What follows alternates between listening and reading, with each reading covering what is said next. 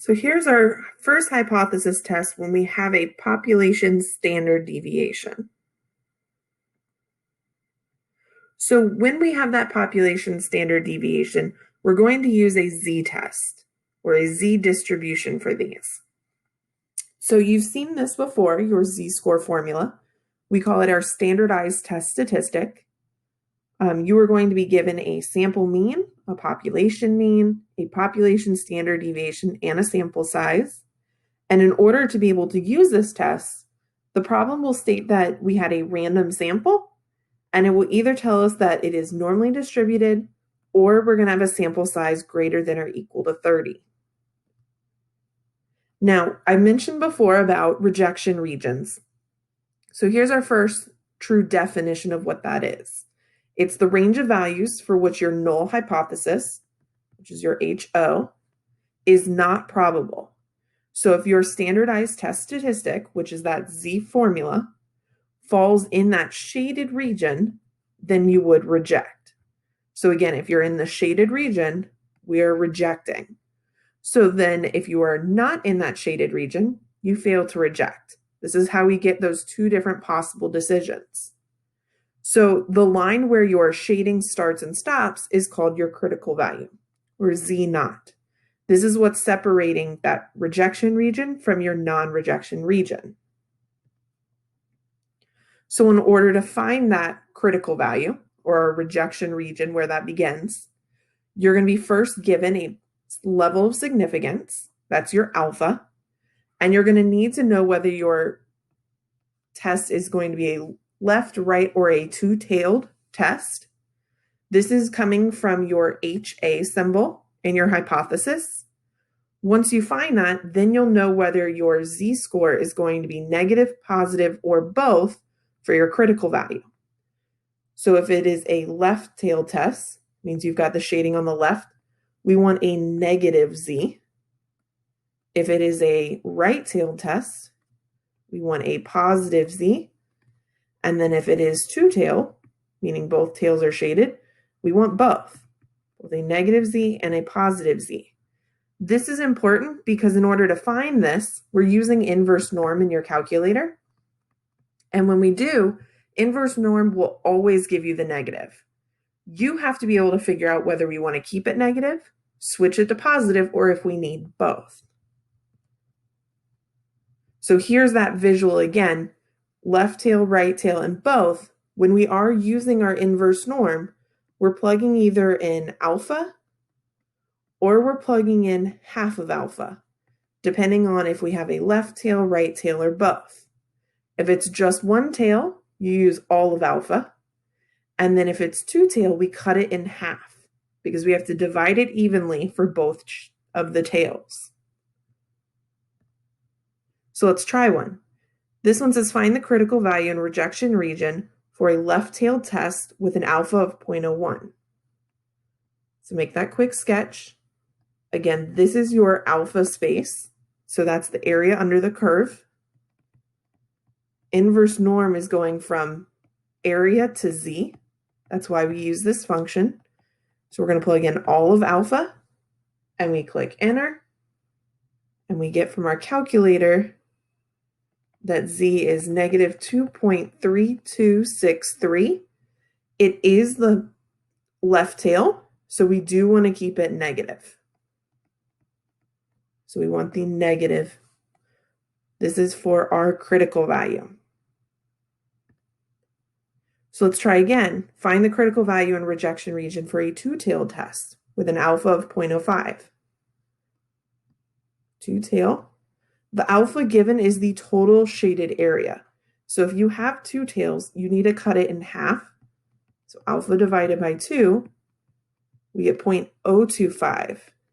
That's the area underneath each one of these tails. And when we use inverse norm, we plug in that half alpha because we had two tails, and we get a z of negative 1.9600 when we round to 4 decimal places. And because it's two-tail, we want both the negative z and the positive. We'll change that to be plus or minus 1.96. Now, just to recap, once you have that critical value that's dividing your shaded space from your not shaded, if you are in the shaded space, we are going to make the decision to reject. We are not in that shaded space, we're going to make the decision fail to reject.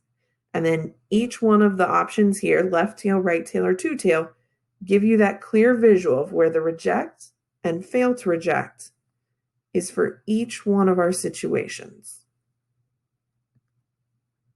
So running through all of our steps together, we first have to verify that we have our population standard deviation, that our sample is random, and then it's either going to say normally distributed or n is greater than or equal to 30. These are all of our conditions. We're going to make our HO and HA, our hypothesis, and again, alpha will be given to us. We're going to find the critical value with inverse norm in our calculator. Make sure you make that sketch, mark the rejection region, use our z-score formula to find that standardized test statistic, and then we're going to make that decision, whether we are rejecting or fail to reject, and then we are going to write our conclusion sentence. So here's our example. Employees at a construction and mining company claim that the mean salary of the company's mechanical engineers is less than that of one of its competitors, which is $88,200. A random sample of 20 of the company's mechanical engineers has a mean salary of $85,900. Assume the population standard deviation is 9,500 and the population is normally distributed. At a level of significance of 0.05, test the employee's claim. So the first thing we need to do with this is check our conditions. See what we are being given for this problem. So in this case, we have a population standard deviation. So we are given population standard deviation. It does say that we have a random sample. And the last thing we're checking for is if it says normally distributed or if our sample size was greater than or equal to 30. In this case, we have normally distributed. Based on those three conditions together, that's what's letting us know that this is a one sample z-test. Now, we're going to switch to the next slide just so we have a little bit more space. But before I do, I just want to highlight the important things that we're going to carry over. So when we go to write our hypothesis, it does say that we're talking about a mean salary. So we know we're going to use mu. It says less than 88,200.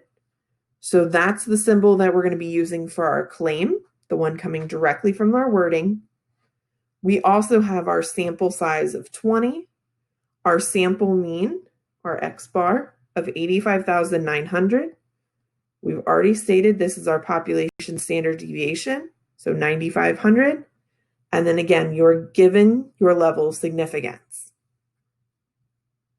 So if we organize all that information in the order that we're supposed to, after we check our conditions, our next thing is writing our hypothesis.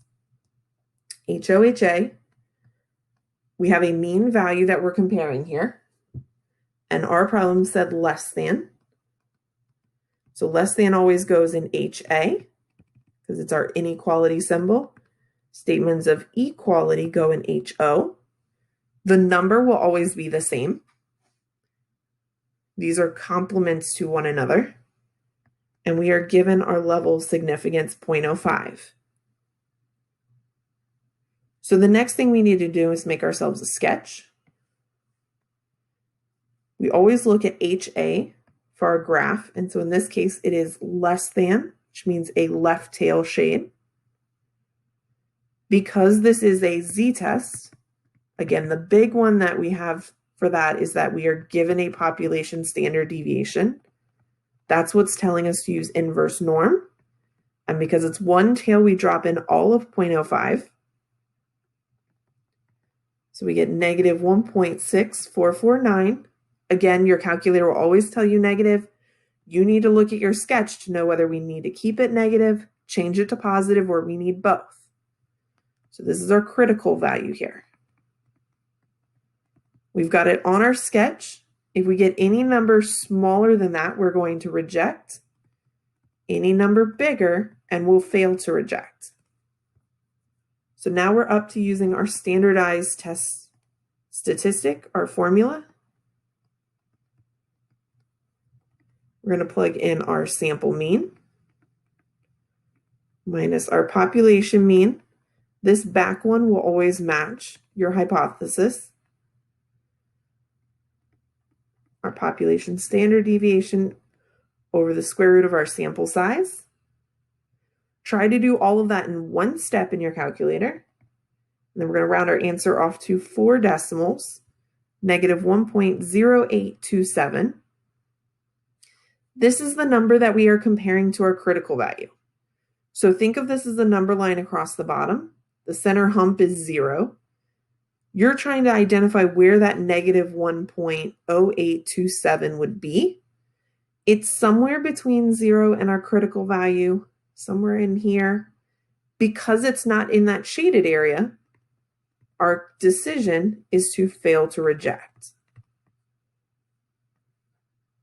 So the last thing we need to do is write our conclusion sentence. At blank percent level significance,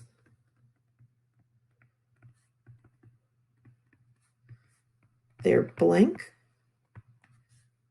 enough evidence to blank the claim. You'll notice slight variations of this formatting, but it always has the same pieces involved in your conclusion sentence. So in this format, it says at blank percent level significance, we are wanting you to take the given alpha and switch it into a percent. So 0.05 becomes a 5% level significance.